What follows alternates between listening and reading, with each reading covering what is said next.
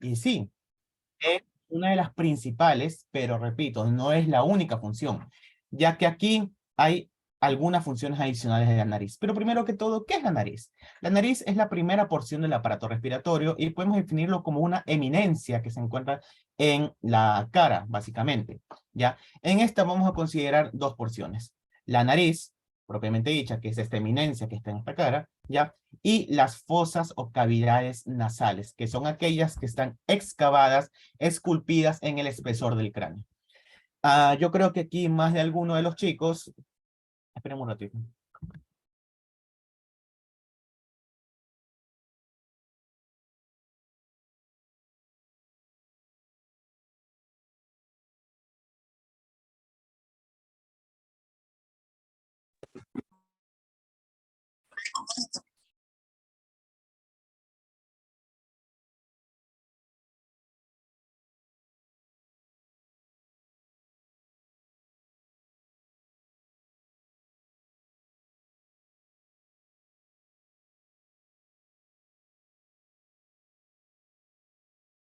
Ya listo, chicos, perdón, estaba pasando un camión. Ya, entonces, la nariz es esta primera eminencia. Es todo esto que nosotros podemos ver aquí. Y algo importante de la nariz es que si bien es considerado parte del aparato respiratorio, es considerado también un órgano de los sentidos. Nosotros ya conocemos cuáles son los cinco sentidos. Tenemos a la visión, tenemos al olfato, tenemos a la audición y el equilibrio, al gusto y al tacto. Aunque hay investigaciones que sugieren un sexto sentido adicional. Entonces, nos vamos a enfocar aquí. ¿Cuáles son primero que todo las funciones de la nariz? Son básicamente las que ustedes pueden ver aquí. Vamos a desglosar una por una. Primero, la humidificación. ¿A qué nos referimos con humidificación? Como su misma palabra lo indica, humedece, humidifica, agrega agua. ¿Y por qué es importante esto? No sé si a ustedes les ha pasado en personas que viven, por ejemplo, en la región interandina o cuando ustedes van a escalar el Chimborazo o alguna montaña, ¿ya? Que el aire que ingresa es helado, es un aire frío. ¿Cuál es el problema con este aire frío, este aire muy helado, a temperaturas muy bajas? Este aire cuando ingresa, si ingresa directamente ese aire frío a los pulmones puede ocasionar daño, principalmente a nivel de la mucosa de los bronquios, de la que puede dañarla, erosionarla. La nariz justamente evita esto, humidifica, hace que hace que este aire frío, este aire helado sea un poco más caliente. ¿Ya para qué? Para que de esta manera no pueda ocasionarnos tanto daño. Bueno, no tanto en general. Ya vamos a ver cómo es el mecanismo más o menos que se da, que es un mecanismo muy interesante. Luego tenemos la función vocal. Con vocal me refiero a que la nariz y las cavidades nasales, perdón, ayudan a la producción de la voz. La voz de cada persona, como ustedes saben, es distinta y depende de varios factores. Eso vamos a ver en laringe, que es la próxima clase, ¿ya? Pero en sí, ¿qué función tiene aquí la nariz? ¿Qué función tiene aquí la cavidad nasal? Es actuar como una caja, actuar como una caja de resonancia. Cuando ustedes, por ejemplo, en un contenedor o en algo, por ejemplo, creo que todos de niños, hemos cogido algún contenedor, alguna lata y nos hemos puesto a hablar y hemos visto cómo las ondas sonoras, cómo el sonido se modifica. Lo mismo tienen las cavidades nasales. Las cavidades nasales ayudan a modificar la voz, ayudan a que la voz sea muy distinta. Y luego tenemos obviamente la función olfatoria.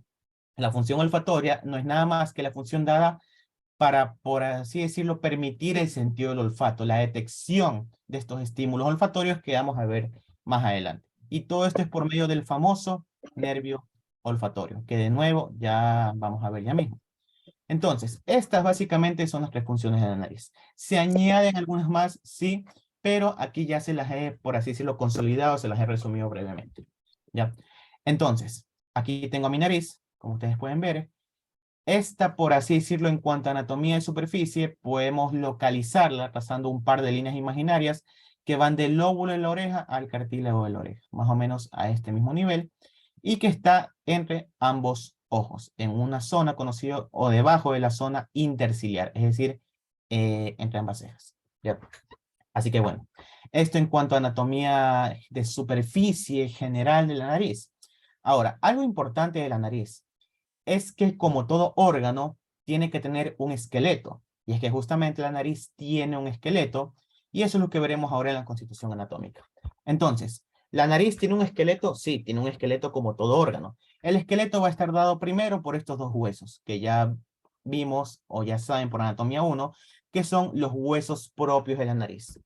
Luego tenemos a huesos, por así decirlo, que no son los propios de la nariz, el resto de los huesos, que va a estar formado en este caso por el maxilar, específicamente por la apófisis ascendente del maxilar, ya va a estar formado también, bueno, por toda la apófisis ascendente del maxilar, va a estar formado también por el hueso frontal, específicamente aquí, como ustedes pueden ver, por la espina nasal del frontal.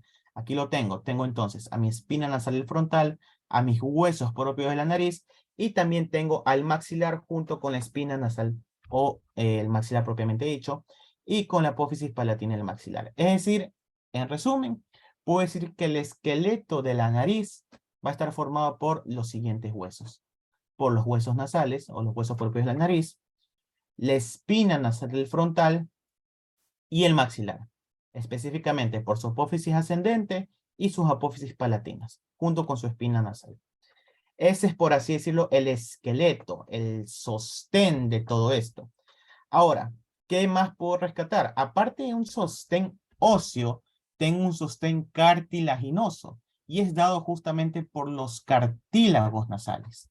Ya, estos cartílagos puedo clasificarlos en dos grandes grupos. Cartílagos principales y cartílagos accesorios. Dentro de los cartílagos principales, tengo uno importante, el cartílago del tabique. Todo esto que estoy señalando ahora es el cartílago del tabique, ¿ya? En anatomía es muy frecuente que los profesores de anatomía hagan esta pregunta. ¿Cómo está formado el tabique nasal? Que no es lo mismo a cómo está formado el tabique nasal óseo. El tabique nasal está formado por dos elementos. Está formado por el tabique nasal óseo y por el cartílago del tabique, ¿ya? ¿Y cómo está formado el tabique nasal óseo? Va a estar formado por el hueso etmoides, específicamente por la lámina perpendicular del etmoides, que está aquí, y va a estar formado por el hueso vómer, ¿ya?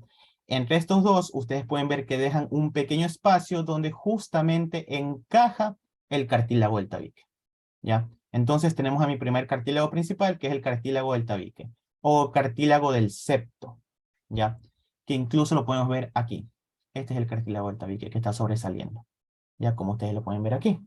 Entonces, ya tengo entonces, ya tengo entonces a mi tabique nasal. De ahí tengo otros cartílagos accesorios, no accesorios, sino dentro de la categoría de los principales, que son los cartílagos alares, ¿ya? Estos cartílagos alares, como su mismo nombre lo indica, tienen forma de alas, ¿ya? Y justamente son estos aquí. Estos que puedo ver aquí y estos que puedo ver acá, estos que estoy señalando actualmente, ¿ya? Los cartílagos alares que justamente tienen la forma de un ala, la forma de alas, donde van a tener un cuerpo y van a tener dos pilares. Un pilar lateral que se dirige hacia afuera y un pilar medial que se dirige hacia adentro. Eso es como descripción. Y luego tengo a los cartílagos laterales o cartílagos triangulares, que son estos grandes cartílagos que puedo ver aquí, que estoy señalando y pintando actualmente. ¿Ya? Su mismo nombre lo dice, cartílagos laterales porque se encuentran en la parte lateral de la nariz. O cartílagos triangulares porque justamente tienen la forma de un triángulo. ¿Ya? Entonces, estos son los cartílagos principales de la nariz. Cartílago del tabique, los cartílagos triangulares y los cartílagos alares. Cada uno tiene una distinta descripción. Sinceramente, la descripción de cada uno de estos cartílagos corresponde más a lo que es a estética, por así decirlo. Ya sobre todo cuando las personas los cirujanos estéticos van a hacer rinoplastia, ¿ya? Pero vamos a dar una breve descripción. El cartílago del tabique, como ustedes pueden ver, tiene la forma de un rombo, es decir, que tiene 4 ángulos, ya sobre todo este de aquí, que es el importante, que sería el póstero inferior, ¿ya? El cual básicamente termina descansando o encajando justamente en el ángulo que forma el tabique nasal óseo. Luego tengo a los cartílagos triangulares, que bueno, tienen forma de triángulo, ya tienen una parte que descansa sobre el hueso, una parte que descansa sobre los cartílagos alares y una parte que se une con lo opuesto. ¿Ya? Ya les digo, esto tiene que ver más con estética, con cirugía estética, pero en cuanto a anatomía, lo más importante sería describir o mencionar estos cartílagos. Lo que más les van a preguntar, chicos, sobre todo en anatomía 2, es cuáles son los cartílagos principales de la nariz. Ya saben, tabique, triangulares y alares.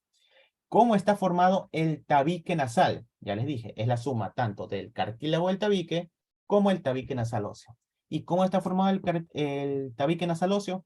Por la lámina perpendicular del etmoides y el hueso Vomer. ¿Ya? Entonces, ya tengo ahí mi esqueleto principal. Tengo entonces a mis huesos, tengo a mis cartílagos principales y ahí tengo unos cartílagos accesorios, que por así decirlo, como su mismo nombre lo dice, son accesorios, son inconstantes muchas veces. No suelen preguntar, pero está bien que lo sepan. Tengo, por ejemplo, a los alares menores. No se confundan, estos son alares o alares mayores. Estos de aquí son alares menores. Tengo también a una serie de cartílagos llamados los sesamoideos y unos vomerianos. Estos serían los sesamoides, estos cartílagos chiquititos que pueden ver aquí, y aquí estarían los vomerianos. Ya, son cartílagos simplemente accesorios que a veces están, a veces no están, por así decirlo, están rellenando espacios. Ya, esa básicamente sería su función. Y por último, para terminar con esqueleto, tengo este tejido amarillento, grisáceo que ustedes pueden ver aquí, ya, que corresponde a lo que algunos libros conocen como la membrana fibroadiposa, ya, que no es nada más que un tejido fibroso y adiposo que cubre los espacios restantes. Por ejemplo, esta parte de aquí es reemplazada por este tejido fibroso, ya, tejido fibroso y adiposo. Es decir, no es nada más que grasa con cierto tejido conectivo fibroso. Eso es todo. Ese es mi esqueleto de la nariz. Entonces tengo a mis huesos, tengo a mi cartílago y tengo a mi membrana fibroadiposa. Listo. Una vez que tengo el esqueleto, tengo que agregar el resto de capas que me quedan. ¿Cuáles son las capas que me quedan? Tengo entonces a los músculos, a la piel y a la mucosa. Respecto a los músculos, son algunos. De hecho, cuando estos músculos en la nariz corresponden más a lo que es el estudio de anatomía 1, cuando ustedes ven músculos en la mímica facial, ya se los voy a nombrar, pero nuevo, en anatomía 1, no, tanto en anatomía, son más importantes en anatomía 1, en anatomía 2, bueno, más por conocimiento. Tengo el primero, que es este de aquí, el músculo prócer, ya, que es este pequeño músculo triangular que ustedes pueden ver aquí, ya. Tengo al músculo transverso de la nariz, que es todo este músculo que ustedes pueden ver acá, como su mismo nombre lo dice, transverso, tiene fibras transversales que se dirigen hacia los lados, ya. Tengo el músculo mirtiforme, tengo el músculo depresor del tabique, ya. Y tengo un músculo que no se ve aquí, bueno, aquí estaría, que es el elevador del ala de la nariz y del labio superior. Repito, simplemente nombrarlos, simplemente conocerlos. El conocimiento más de estos músculos corresponde más a anatomía 1 y a lo que en músculos de la mímica facial y para los cirujanos estéticos. Luego tengo a la piel, ya, que es esta capa que ustedes pueden ver aquí. No sé si a ustedes muchos les ha pasado o han visto que la piel es el punto, la piel de la nariz es el punto donde se suelen asentar estos famosos puntos negros. Ya los puntos negros que muchas veces se los revienta, se los saca. Ya, ¿por qué es esto? Es porque la piel a este nivel es rica en glándulas sebáceas. Ya, estas glándulas sebáceas muchas veces se taponan. Ya, y eso taponamiento ocasiona que básicamente se formen estos puntos negros. Ya que cuando uno saca esos puntos negros termina como que expandiéndose, terminan siendo mucho más profundos de lo que son. Ya no es nada más que el taponamiento de glándulas sebáceas. Y aquí viene lo personal, lo más importante, la mucosa. Es esta capa rosadita que ustedes pueden ver aquí. Ya, esta es la mucosa de la nariz. Es una mucosa que ya vamos a ver, es la mucosa nasal, que ya vamos a ver que la mucosa nasal no es una sola, sino que son dos, se dividen en dos. ¿Ya? Pero bueno, básicamente esta es la mucosa de la nariz, conocida como la mucosa pituitaria. ¿Ya? Es de este color, rosada, bien roja, debido a la gran cantidad de vasos sanguíneos que hay aquí. Y algo importante, es que tiene estos pelitos que ustedes pueden ver aquí, lo que vulgarmente conocemos como los pelos nasales, los vellos nasales, cuyo nombre correcto en realidad son vibrisas. Ese es el nombre correcto.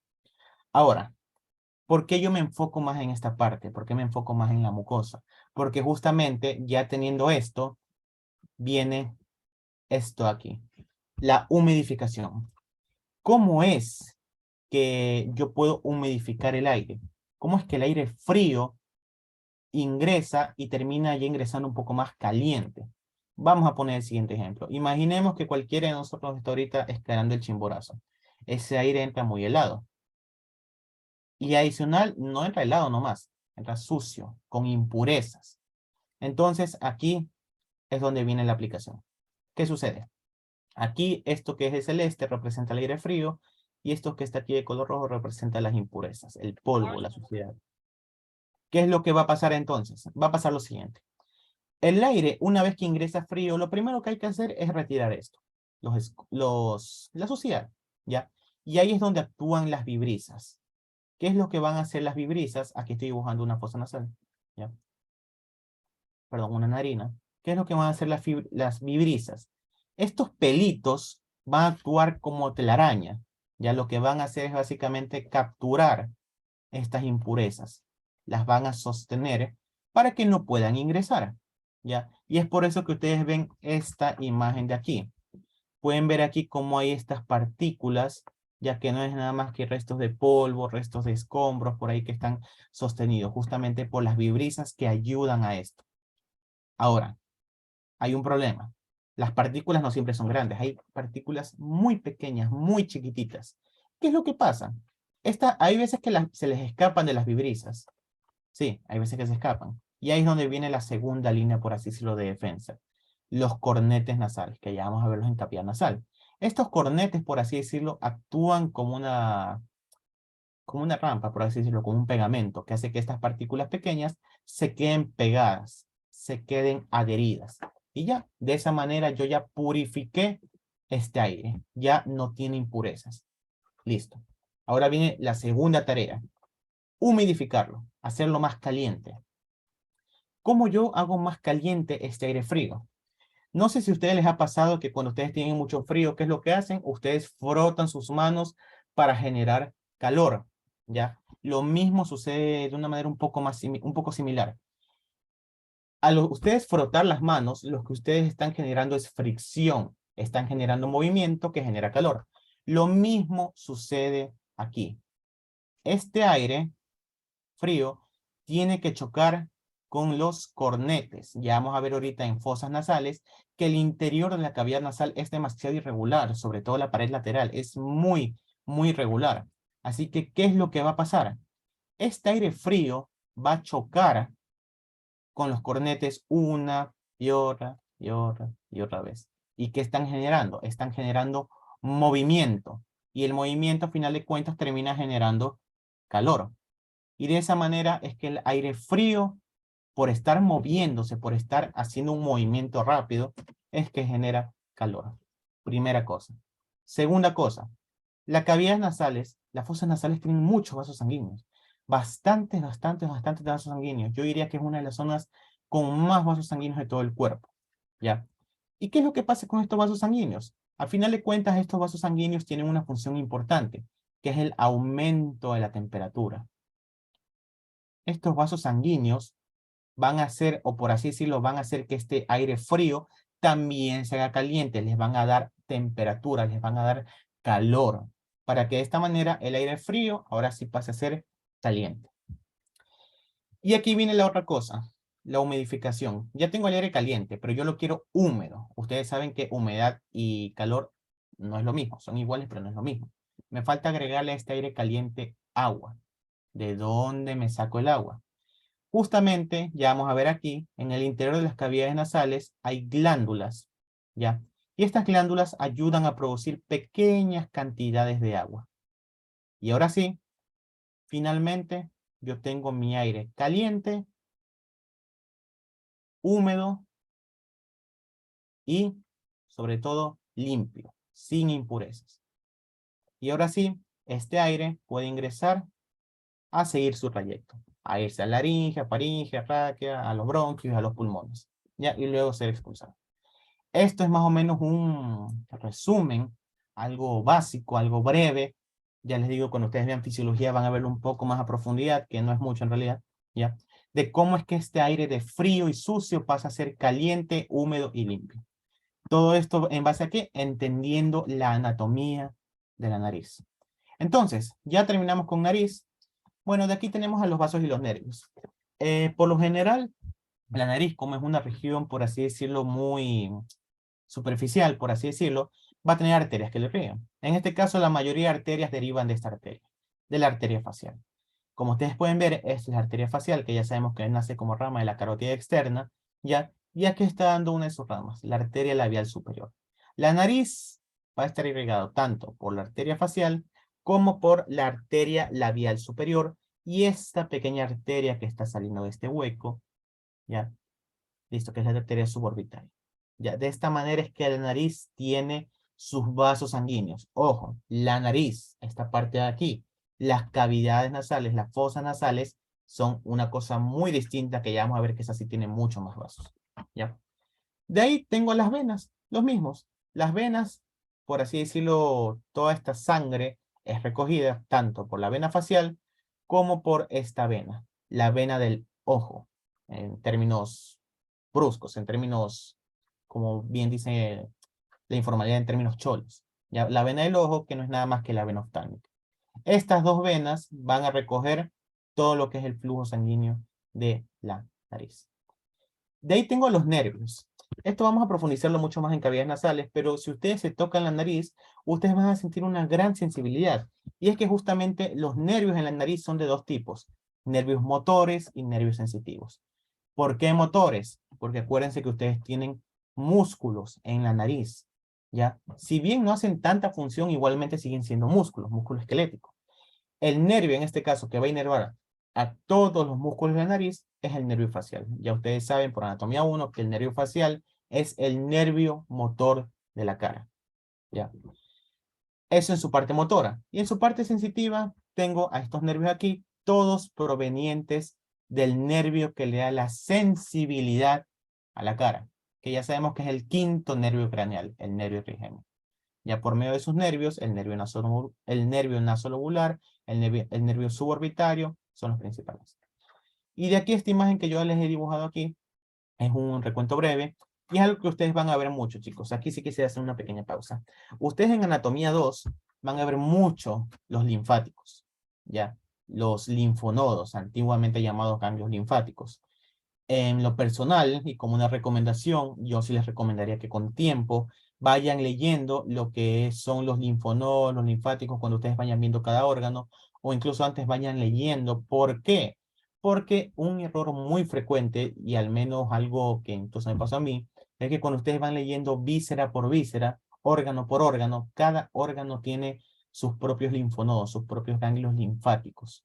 ¿Ya? Y es un poco tedioso porque son bastantes, sobre todo los que son cabeza, cuello y abdomen.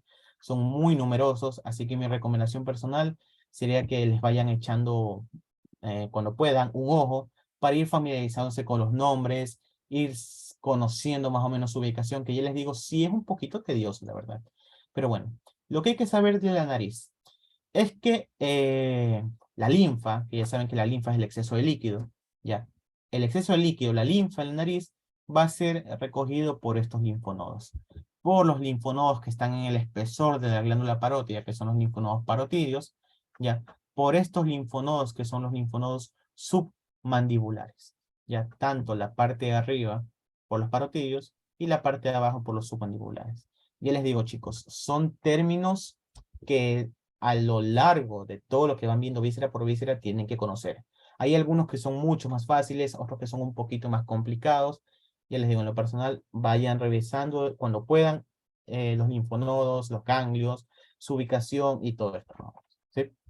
Entonces, ya teniendo en cuenta la nariz, ya revisé entonces la función de la humidificación.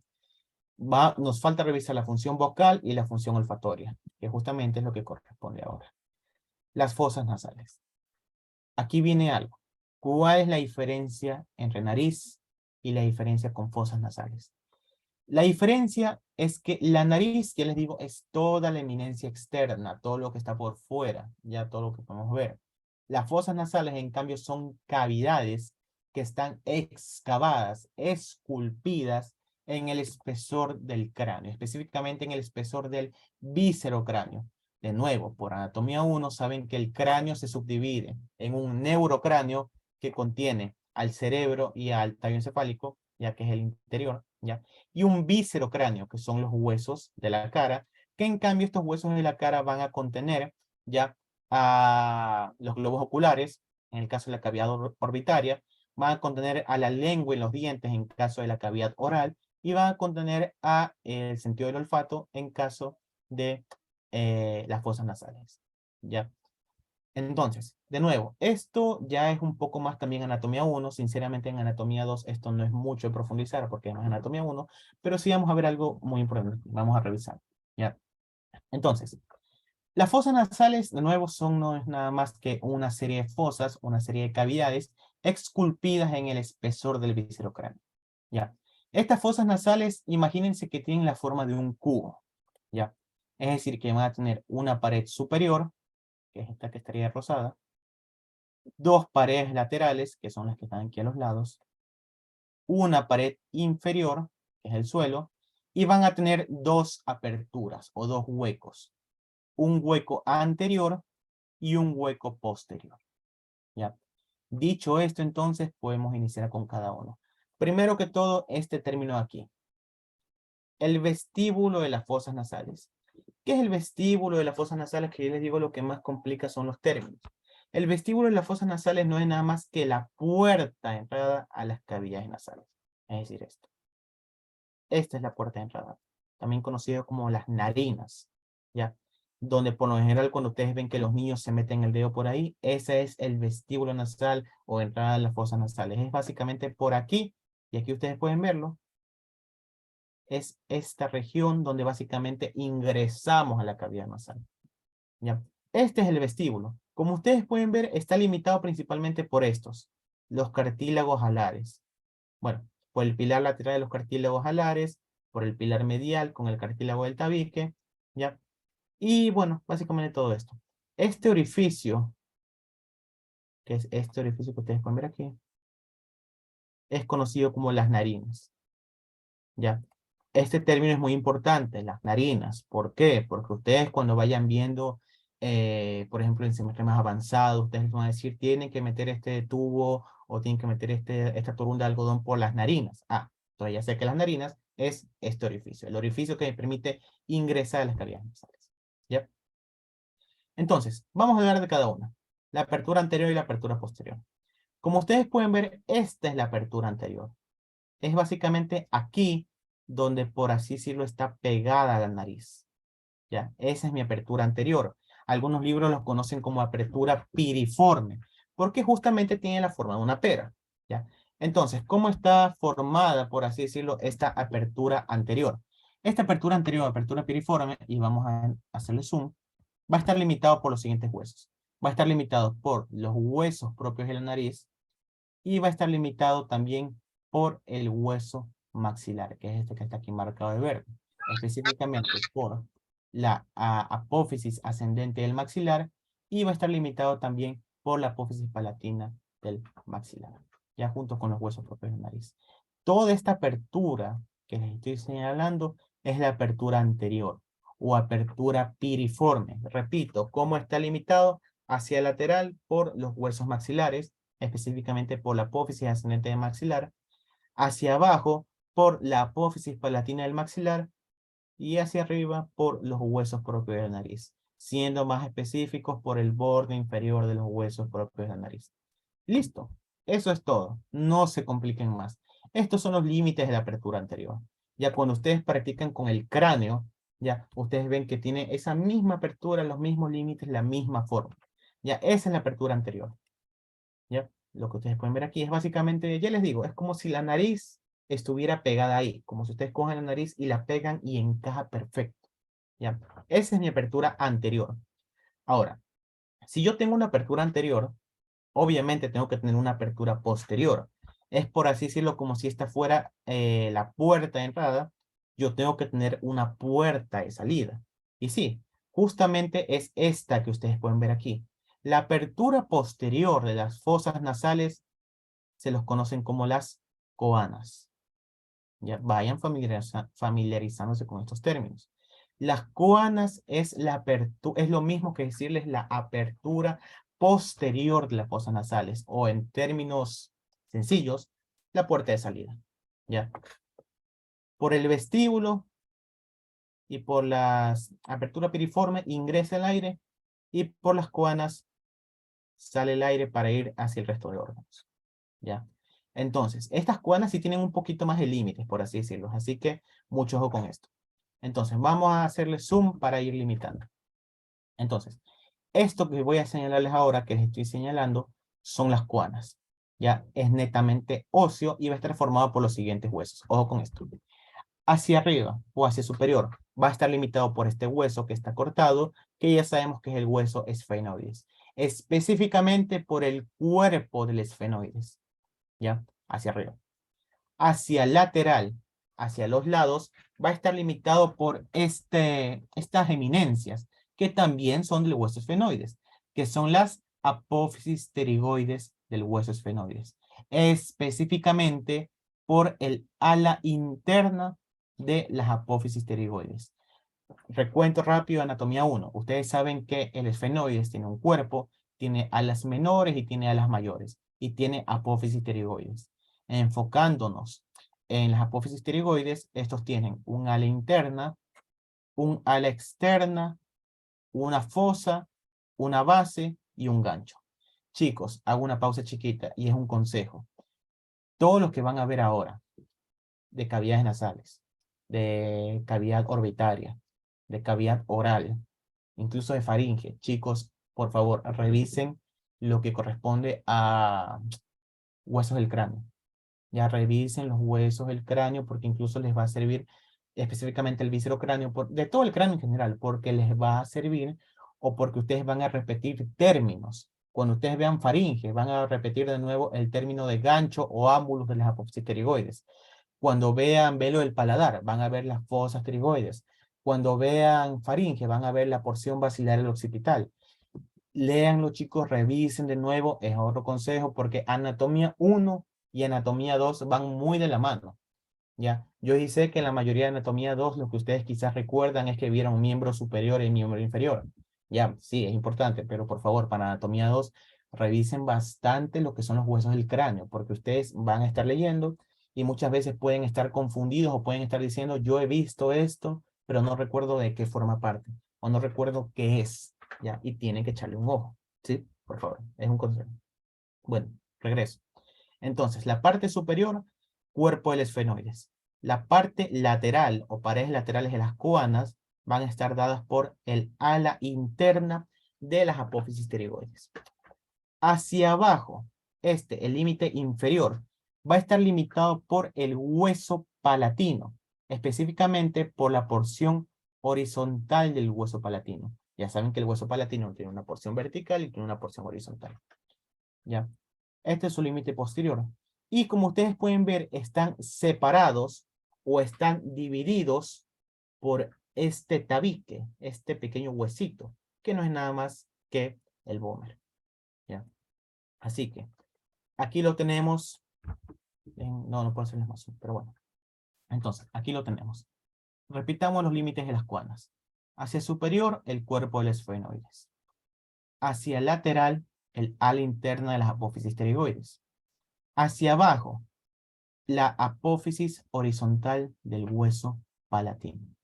¿Ya? Y dividido está por el vómer. En el centro está el vómer. Como ustedes pueden ver, estas son las famosas coanas o apertura posterior, que repito, es lo mismo. Incluso aquí ustedes pueden ver, anatomía 1 también, este conducto que es el pequeño conducto pterigopalatino. ¿Ya? De nuevo es anatomía 1. Ya les digo, anatomía 1 y anatomía 2 van muy de la mano, chicos. Es un consejo. ¿Ya? Entonces, listo. Ya tengo mi apertura anterior y ya tengo mi apertura posterior. Mi apertura anterior o entrada piriforme y mi apertura posterior o coanas. Entonces, ya vi esto y ya vi esto. Ahora sí, puedo ingresar a fosas nasales. Ya vi entonces la pared anterior, ya vi la pared posterior. Me queda por ver la pared superior, la pared inferior, las paredes laterales y la pared medial. Vamos entonces, chicos, por eso. Bueno, este es el vestíbulo. Ahora sí. Vamos a ver en esta diapositiva uno solo. El suelo, el techo y la pared medial. Qué sencillo. Entonces, vamos a ver primero el suelo, lo que está por debajo. Todos estos es la cavidad nasal, las fosas nasales. Aquí yo tengo mi apertura anterior, ya que ya vimos los límites, que es este que está aquí, mi apertura anterior. Aquí tengo mi apertura posterior. A ver, vamos a coger a una persona cualquiera, al azar. ¿Quién me dice cuál era el otro nombre con el que se conoce a la apertura posterior? ¿Cuál es el otro nombre? Apertura Coana. periforme. Las coanas. Coanas, exacto. La anterior es la piriforme, la posterior son las coanas. Muy bien. Entonces aquí lo tengo. Ya, aquí están mis coanas. Ya. Entonces vamos a ver primero el suelo. Ya, el suelo o el piso de las fosas nasales. Si ustedes ven, y me voy a enfocar solo con esta diapositiva y les voy a hacer de hecho un zoom. Ya. Vamos a ver. Aquí yo tengo entonces dos huesos. Ya. Tengo un hueso que es anterior y otro hueso que es posterior. Hacia anterior tengo este hueso que en base a esto de aquí es el maxilar. Específicamente, ¿qué porción del maxilar? La apófisis palatina del maxilar. ¿Ya? Y hacia posterior, esta parte más pequeña, en cambio tengo a la apófisis horizontal del hueso palatino. ¿Ya? Entonces, ¿cómo está formado el suelo de las fosas nasales? Por la apófisis palatina del hueso maxilar y por la apófisis horizontal del palatino. Si yo me voy a esta imagen, es lo mismo. Esto de aquí, ¿qué será? Como es la parte más anterior y la más grande, obviamente es la apófisis palatina del hueso maxilar. Y esta aquí, que es la más chiquita, es la apófisis horizontal del hueso palatino. ¿Ya? Estos dos me forman el suelo. ¿Ya? Me forman el suelo de las fosas nasales. Incluso cuando ustedes revisen cavidad bucal, ustedes van a ver que aquí se forma algo conocido como la sutura en cruz. Pero bueno, eso es en cavidad bucal y se los digo porque va de la mano con esto. ¿Ya? Aquí ustedes pueden ver estos grandes espacios que los vamos a ver ya mismo, pero un pequeño spoiler son los senos maxilares. Los senos que más se afectan en las personas que tienen rinitis alérgica. ¿Ya? Entonces, listo. Ahora, yo les pregunto, ¿termina aquí? No, no termina aquí. Ya conocemos cómo está formado. Ahora nos falta conocer qué otros detalles hay, porque aquí hay más detalles, chiquitos, pero hay. Lo primero que quizás nos estaré llamando la atención es esto. Esta espina, dos espinas de hecho, una espina anterior y una espina posterior. La espina anterior, obviamente, se va a llamar la espina nasal anterior, que va a estar formado por los huesos maxilares, específicamente cuando ambas porciones, ya cuando ambas apófisis palatinas del maxilares se unen, dibujan una pequeña espina, la espina nasal anterior. Y voy a tener esta espina también, que es la espina nasal posterior, que en cambio va a estar formado por ambas apófisis horizontales del hueso palatino. Ambas se unen y dibujan una pequeña espina, que es la espina nasal posterior. Hasta ahí con las espinas nasales, como ustedes pueden ver, no es tanto, ¿ya? Pero lo que más me importa sinceramente es esto. Este conducto, conocido como el conducto incisivo, ¿ya? ¿Cómo se forma este conducto incisivo o dónde está este conducto incisivo? En el espesor de las apófisis palatinas del hueso maxilar. Este conducto incisivo es muy importante. ¿Por qué? Porque, por así decirlo, es un hueco, es un conducto que me comunica la cavidad nasal con la cavidad oral. Ustedes pueden ver aquí cómo por medio de este conducto se comunican ambos. ¿Ya? Ahora, ¿por qué es importante? Estos conductos siempre, por lo general para los alumnos, son difíciles porque pasa algo. Ya lo vieron ustedes en cráneo, con todos los agujeros, con todos los forámenes y conductos. Lo mismo pasa aquí. Aquí, por este conducto incisivo, hay dos elementos, una arteria y un nervio. La arteria es conocido como la arteria esfenopalatina, que es rama de la arteria maxilar. Y lo más importante es este nervio. El nervio esfenopalatino, o también llamado nervio nasopalatino, es lo mismo, que proviene del nervio maxilar, y el nervio maxilar es rama del nervio trigémino. Chicos, repito, anatomía 2 y anatomía 1 van de la mano. Nervio trigémino es un nervio que se ve en anatomía 1 y de nuevo lo vuelven a ver aquí. ¿Ya? Así que repito, ¿qué pasa por el conducto incisivo? La arteria esfenopalatina, que es rama de la arteria maxilar, ¿ya? Y este nervio de aquí, el nervio esfenopalatino, que como ustedes pueden ver, si yo lo sigo, es rama del nervio maxilar, que a su vez es rama de este gran nervio que corresponde al nervio Fíjense. ¿Ya? Entonces, esos son los detalles que yo encuentro en el suelo de las fosas nasales. Repito, ¿cómo está formado? Las espinas nasales anterior y posterior, sinceramente lo más importante. El conducto incisivo es lo más importante de este límite. ¿Ya? Listo, ya tengo el suelo. Me voy al techo. Aquí tengo el techo. Como ustedes pueden ver, el techo va a estar formado por 3 huesos. Algunos libros consideran 4 huesos. ¿Ya? Pero vamos a ver. ¿Quiénes me lo forman? Y yo voy a hacer un zoom. Está formado por este hueso de aquí. Los huesos propios de la nariz. Específicamente la cara posterior de los huesos propios de la nariz. ¿Ya? Va a estar formado también por el hueso frontal. ¿Ya? Específicamente por la espina nasal del frontal. Por la base del frontal. Por todo el hueso frontal. ¿Ya? Y va a estar formado por este hueso aquí. Este hueso chiquito. El hueso etmoides. Específicamente por la lámina cribosa del etmoides. Repito, va ligado de la mano. Ya saben que la lámina cribosa del etmoides es una pequeña lámina ósea que está perforada por múltiples agujerillos donde pasan los filetes del nervio olfatorio. ¿Ya?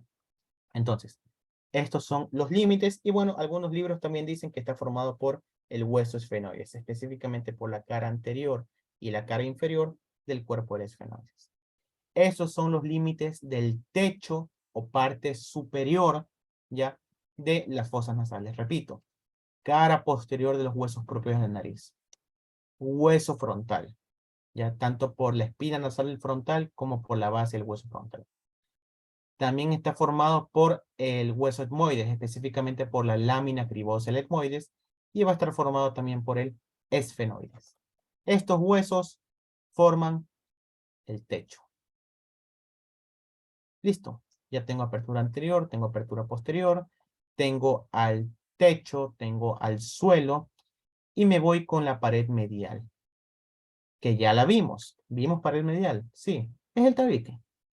El tabique nasal es la pared medial.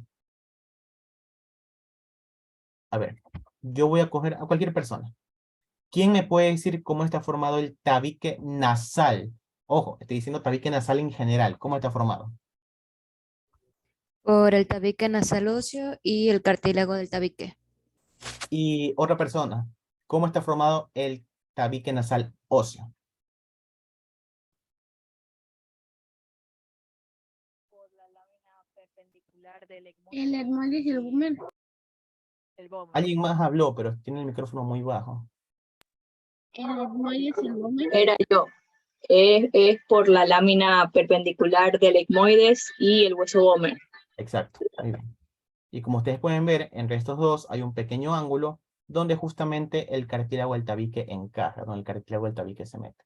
Muy bien, chicos. Entonces, ya de ahí tengo mis límites.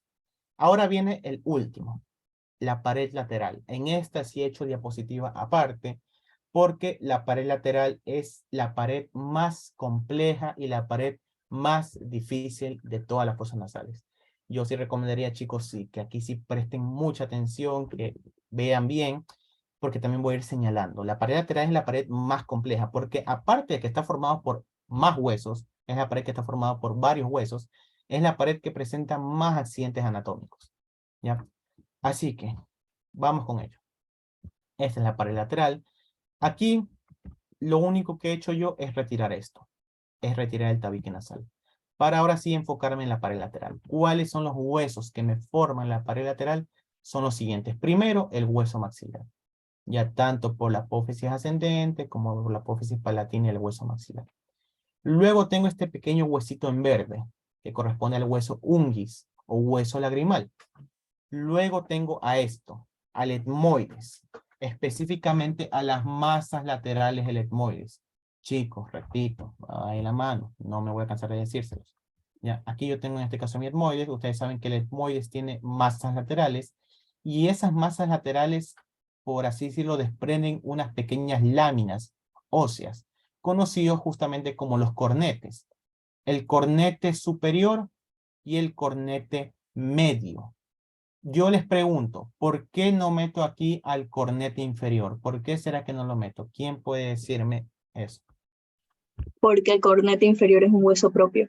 Es un hueso aparte, muy bien. Ajá. Los cornetes superior y medio son, por así decirlo, dependencias que nacen de las masas laterales del etmoides. En cambio, el cornete inferior es un hueso propio, es un hueso independiente, un hueso con sus propios detalles anatómicos, ¿ya? Entonces, bueno, repito, la pared lateral está formada por el maxilar, por el unguis, por las masas laterales del etmoides, que justamente liberan al cornete superior y al cornete medio. Va a estar formado también por el cornete inferior. Va a estar formado también por el palatino, específicamente por la lámina vertical del palatino. La horizontal forma las coanas y forma el suelo. ¿Ya? La pared lateral está formada por la lámina vertical del palatino. ¿Ya? Y también va a estar formado por el hueso esfenoides. ¿Ya? Como ustedes pueden ver, son algunos huesos. ¿Ya? Repito, maxilar, unguis, masas laterales del etmoides junto con los cornetes superior y medio, cornete nasal inferior, a la apófisis vertical del palatino y al esfenoides. Son todos los huesos que forman la pared lateral de las fosas nasales. Ahora, aquí acaba. No, aquí no acaba. Yo ya tengo mis huesos. Tengo listos mis huesos. Pero aquí, si ustedes pueden ver, tengo un pocotón de detalles anatómicos, varios accidentes, varios forámenes, varios huecos, ya que se los puedo resumir en una serie de palabras. ¿Qué representan todos estos huecos? Desembocaduras, ¿ya? Desembocaduras principalmente de unas grandes cavidades que son los senos paranasales. No voy a profundizar ahorita en esto vamos a ver ya mismo en senos paranasales, pero sí que sepan que la mayoría, casi todos los senos paranasales desembocan aquí. Todos los senos paranasales vienen a terminar con sus conductos a este nivel, ¿ya? Ahora, vamos a enfocarnos primero en esto, en los cornetes, para estudiar pared por pared. Los cornetes, ya les dije, son 3 cornetes. Tengo al cornete superior, tengo al cornete medio y tengo al cornete inferior, que es un hueso propio y aparte. Si ustedes se dan cuenta, entre un cornete y otro cornete, me dibujan un espacio, ¿ya? Este espacio es conocido como meato, ¿ya? El meato no es nada más que el espacio que está entre cada cornete, ¿ya? Entonces, el meato superior es el espacio que está entre el cornete superior y el cornete medio. El meato medio es el espacio que está entre el cornete medio y el cornete inferior. Y el meato inferior es el espacio que en cambio está entre el cornete inferior y en este caso el maxilar. Bueno, el maxilar, el palatino depende. Entre la pared inferior, ¿ya? Ahora, ¿por qué a esta parte yo no la conozco como cornete? ¿Ya? Porque esto, por así decirlo, es mucho más superior y se relaciona más con el esfenoides. Este espacio, de hecho, se conoce como el receso esfenoetmoidal, que ya vamos a ver que aquí se abre el seno esfenoidal, ¿ya? Pero simplemente para que se familiaricen con los términos. Cornete o concha, como dice también la literatura americana, no es nada más que una eminencia ósea que está en la pared lateral de las fosas nasales. La superior y la media son dependencia del etmoides y la inferior es un hueso propio. Y meato, en cambio, es el espacio que está entre un cornete y otro cornete. Eso tienen que tenerlo en claro porque esto vamos a revisar en senos paranasales. Y esta imagen de aquí se las traje por lo mismo. Vean, estos son los senos paranasales. Vean cómo cada seno paranasal tiene un conducto que justamente viene a terminar en estos recesos, en estos espacios. ¿Ya? Que ya vamos a verlos de nuevo ya mismo. ¿Ya? Entonces, listo. Ahí tengo entonces mi pared lateral. Esta imagen de aquí es muy buena porque resume básicamente lo que ya vimos de cómo el aire se calienta. El aire frío ingresa, choca con los cornetes, se calienta y va a las coanas o apertura posterior. Ahora sí, hablemos bien de la pared lateral y hablemos por aquí mismo de la desembocadura de los senos paranasales. Ahora. ¿Mande? Henry, mande. Ya. Bueno, entonces vamos a la pared lateral. Entonces, para la pared lateral lo que me importa estudiar son los meatos. Ya tengo los cornetes, me importan los meatos. Empecemos con cada meato. El meato superior. Ya sabemos que el meato superior está entre el cornete nasal superior y el cornete nasal medio. ¿Qué es importante de este meato superior? Es quién se abre, el conducto de quién viene a terminar. Específicamente viene a terminar aquí tengo. Vienen a terminar las celdillas etmoidales. ¿A qué me refiero? Y hago una pausa. Yo, como seno paranasal, me refiero a todas las cavidades que están excavadas en el espesor del viscerocráneo. Ya vamos a verlo más adelante, pero por un resumen, tengo a mis senos frontales, tengo a mis senos maxilares y tengo a mis senos etmoidales. De nuevo, cuando ustedes estudiaron etmoides, ustedes vieron que en las masas laterales hay algo conocido como el laberinto etmoidal, que está básicamente excavado en el espesor del etmoides, que no es nada más que una serie de cavidades que son los senos etmoidales, o celdillas etmoidales, perdón, ese es el nombre, celdillas etmoidales. Aquí, por ejemplo, este es mi etmoides, estas son mis masas laterales, y ustedes ven aquí, como yo tengo una serie de cavidades en el espesor del hueso etmoides. Por eso, cuando ustedes alguna vez tengan la oportunidad de practicar con un hueso etmoides, ustedes van a ver que es un hueso muy delicado, es un hueso muy frágil, porque es más aire que hueso, ¿ya? Así que bueno, revisemos cada característica, y esta imagen de hecho es muy buena. Entonces, tengo mi meato superior. ¿Cómo sé que es el meato superior? Porque está entre el cornete nasal superior y el cornete nasal medio. Vean cómo aquí en el meato superior vienen a abrirse o vienen a terminar estos conductos, que no son nada más que los conductos o las aperturas de las celdillas etmoidales posteriores. ¿Ya? Posteriores, ojo con eso, celdillas etmoidales posteriores terminan a este nivel, ¿ya? En el meato superior, ¿ya? O meato nasal superior. El meato nasal medio, que es este de aquí, como ustedes pueden ver, es mucho más grande, está comprendido entre el cornete medio y el cornete inferior. Y aquí sí, presten atención porque aquí sí desembocan varias estructuras. ¿Ya? Primero, tengo a la desembocadura de las celdillas etmoidales. ¿Ya? Celdillas etmoidales anteriores. ¿Ya? Aquí ustedes pueden verlas. Estas son las celdillas etmoidales anteriores. ¿Ya? Celdillas etmoidales anteriores. Primera estructura que se abre aquí. Segunda estructura que se abre. Tengo a este gran hueco, ¿ya? Este hueco aquí es la apertura del seno paranasal más grande que tenemos, del seno maxilar, ¿ya? Aquí está, este huequito amarillo que ustedes pueden ver aquí, no es nada más que esto, es la apertura del seno maxilar, ¿ya? Y a este nivel también se viene a abrir este seno aquí, que es el seno frontal, ¿ya? Así que ahí ya tengo mis desembocaduras. Repito, ¿quiénes o qué cavidades desembocan a nivel del meato medio? Las celdillas etmoidales anteriores, las celdillas etmoidales medias, anteriores y medias.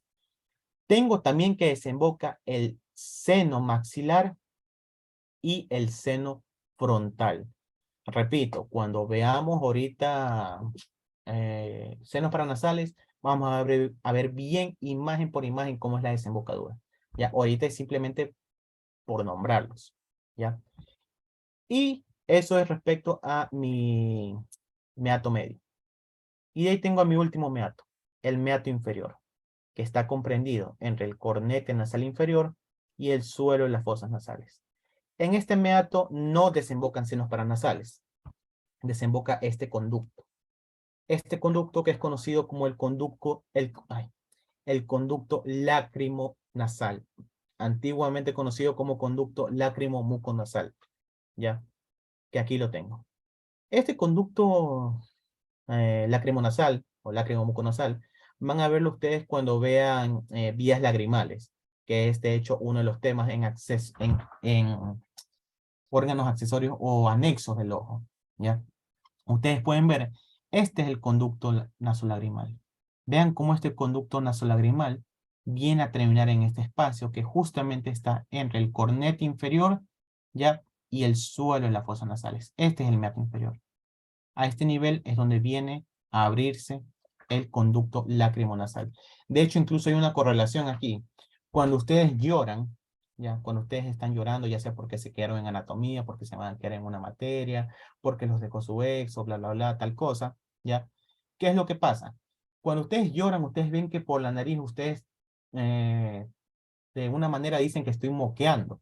No están moqueando, ustedes están botando lágrimas por ahí.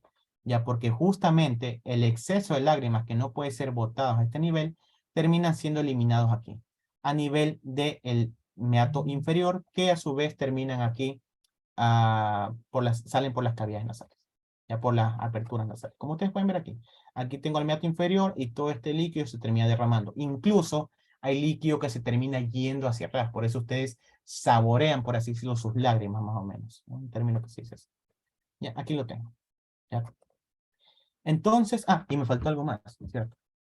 Me faltó un espacio, este espacio. El receso esfenoetmoidal. Hay algunos libros que lo conocen como el ático, ¿ya? El ático etmoidal o el ático esfenoidal. ¿Qué es lo que desemboca a este nivel? Desemboca este pequeño espacio, esta cavidad, que corresponde al seno esfenoidal que termina aquí. Ahora, ¿cómo se vería esto a este nivel? Vamos a correlacionarlo. Entonces, tengo a este nivel a mi meato superior, donde vean, aquí están desembocando las celdillas etmoidales posteriores. Tengo aquí, a este nivel, este espacio, donde están desembocando las celdillas etmoidales anteriores y medias. Este pequeño espacio, donde está desembocando el seno frontal, que ya vamos a verlo más adelante, ya en el meato medio, ya. Tengo aquí este hueco, véanlo, justamente aquí a nivel del meato inferior, que es la desembocadura del conducto lácrimo-muconasal o lacrimonasal, ¿ya? Y tengo justamente por aquí, vean, como el seno esfenoidal se viene a abrir aquí, en el ático, ¿ya? O receso esfenoetmoidal, donde se abre el seno esfenoidal, ¿ya? Y listo, chicos. Eso es con la pared lateral. Yo dice que ha sido una pared un poquito compleja, así sé que requiere un poquito de imaginación, pero ya les digo, chicos, en lo personal, lo más importante, y esto sí, les van a preguntar sí o sí, que de la pared lateral no es tan importante tanto los huesos. Lo más importante de la pared lateral es la desembocadura. Los meatos, apréndanse las estructuras que desembocan en cada espacio. Repito, el receso esfenoetmoidal desemboca el seno esfenoidal. El meato superior desemboca en las celdillas etmoidales posteriores. El meato medio desemboca las celdillas etmoidales anteriores, las medias, el seno frontal y el seno maxilar. El meato inferior desemboca el conducto lacrimonasal. Por favor, eso es lo más importante y lo que les van a preguntar. Es de ley una pregunta que les va a ir en sus exámenes y en sus lecciones. Hasta mientras, chicos, antes de avanzar con los vasos y las arterias, ¿tienen alguna pregunta de todo lo que hemos visto? ¿Preguntas?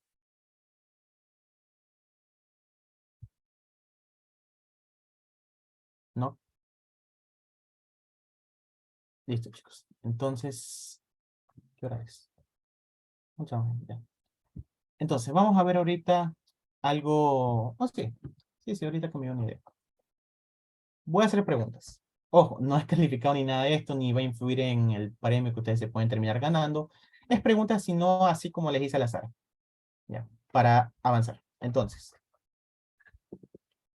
ya, yo pregunto. A cualquiera que me pueda responder, una sola persona. ¿Quién me puede decir qué estructuras desembocan en el meato superior? Desembocan las celdillas etmoidales posteriores. Y en el meato medio, otra persona.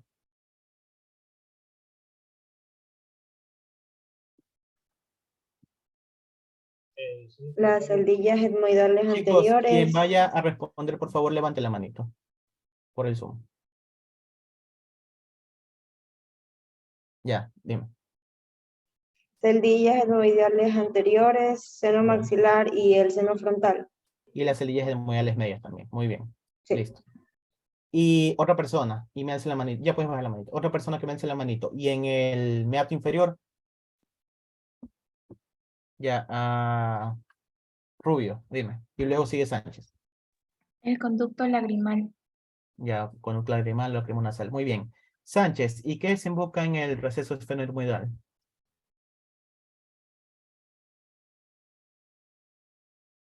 Si no puede Sánchez, otra persona que alce la manito. Ya, Marcelo. El seno esfenoidal. Muy bien. Ahora, última pregunta para avanzar. ¿Quién me puede decir la diferencia o el concepto de qué es un meato nasal? Tanto que hemos mencionado esto, ¿qué es un meato nasal? Ya dime, Salas. Los meatos son los espacios que se forman entre cada corneta. Muy bien. Listo, chicos. Ahora sí, ya teniendo esto, podemos ir a uno de los últimos temas para terminar cavidades nasales. De ahí vemos senos paranasales, ¿ya? Que justamente son las arterias. Ahora, yo sé que para muchos de ustedes es tedioso aprenderse arterias, aprenderse venas. Les voy a ser sincero, en fosas nasales, en cavidades nasales, lo más importante, aparte de la pared lateral, son las arterias. Porque justamente estas arterias ayudan a la formación del famoso plexo nasal o plexo de Kieselbach, ¿ya? Pero antes de entender cómo se forma este plexo nasal, hay que entender primero cuáles son las arterias en las cavidades nasales, en las fosas nasales. Y justamente me voy a enfocar en estas imágenes. Entonces, ¿tengo algunas arterias? Sí, tengo algunas arterias. Tengo a estas pequeñas arterias aquí, que son las arterias del subtabique, ¿ya? Que nacen de aquí, de la arteria labial superior, que a su vez nace de la arteria facial, ¿ya? Arteria del subtabique.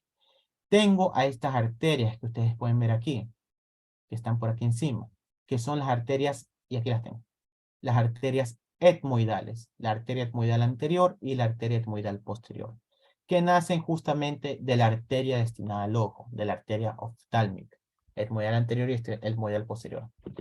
Tengo más arterias, obviamente. Tengo estas arterias que están aquí, que son conocidas como las arterias nasales posteriores. Ya les voy a decir esto aquí. Ya les voy a decir, dejen terminar. Tengo a las arterias, estas aquí, que son es la arteria nasal posterior que proviene de esta arteria, la arteria maxilar.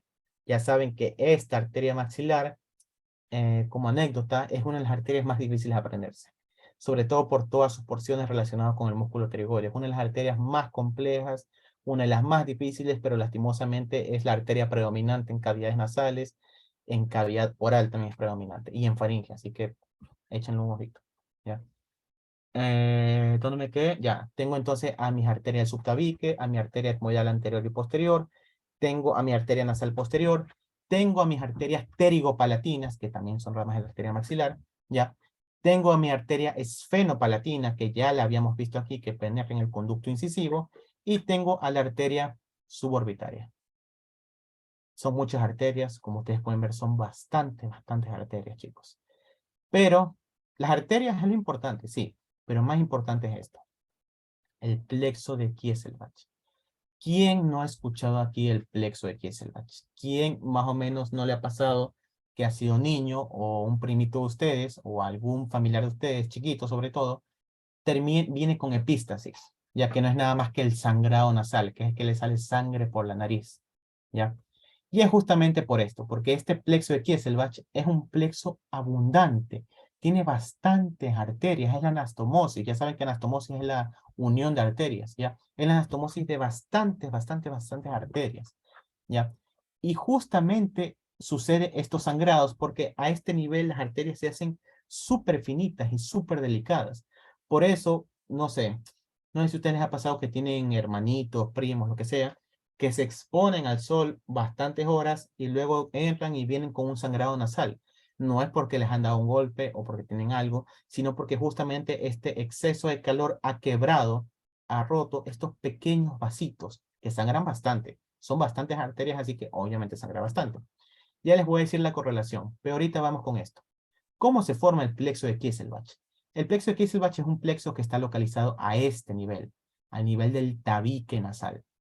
Y es la anastomosis de muchas arterias. Vamos a ver cuáles son las arterias. Esto se preguntan. Yo me acuerdo que a mí sí me preguntaron, ¿cuáles son las arterias que forman el plexo de Kieselbach? Son las siguientes. Mi arteria etmoidal anterior y mi arteria etmoidal posterior. Tengo también a mi arteria esfenopalatina, tengo a mi arteria palatina mayor y tengo a mi arteria del subtabique. Esas son las arterias que forman el plexo de Kieselbach. Se las repito. Arteria etmoidal anterior y posterior. Tengo a mi arteria esfenopalatina. Tengo a mi arteria palatina mayor. tengo también a mi arteria del subtabique. Estas son todas las arterias que forman el plexo de Kieselbach. Son 5 arterias. El etmoidal anterior, el etmoidal posterior, la esfenopalatina, la palatina mayor y la arteria del subtabique. Son las 5 arterias que vienen a este nivel de la porción más, por así decirlo, anterior del septo nasal, del tabique nasal, y se anastomosan. Aquí las tengo. Arteria etmoidal anterior, arteria etmoidal posterior, ya. Aquí tengo a la arteria esfenopalatina, a la arteria palatina mayor, tengo a la arteria del subtabique, todas se anastomosan a este nivel. Ahora, aquí viene una correlación.